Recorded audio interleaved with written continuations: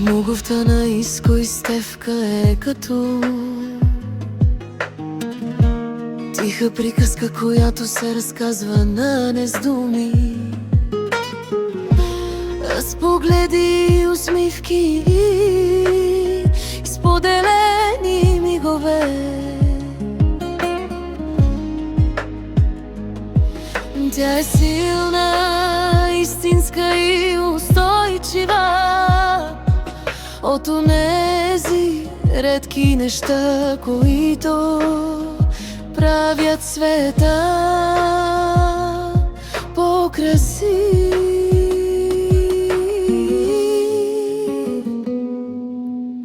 А най-голямото им вълшебство е малката им принцеса. Вселя тяхното слънце, тяхната надежда и най-чистото отражение на любовта им. В нейните очи живее нежността на Стефка и силата на Иско, а в смеха и цялото щастие на едно семейство.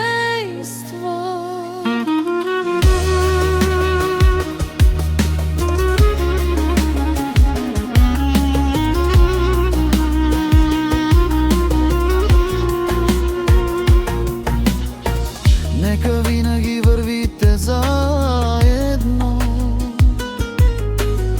ръка за ръка, сърце до сърце. И нека любовта ви расте всеки изминал ден, точно както права сте и възето малко чудо.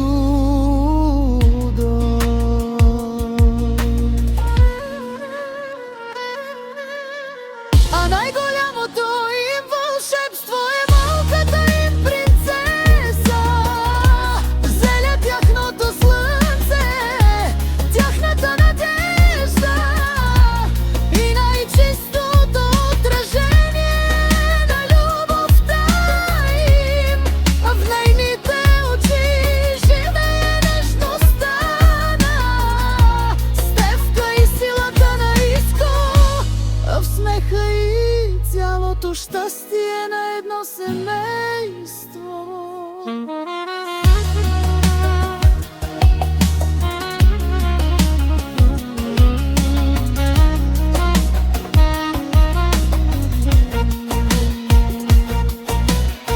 А най-голямото им вълшебство е малката им принцеса.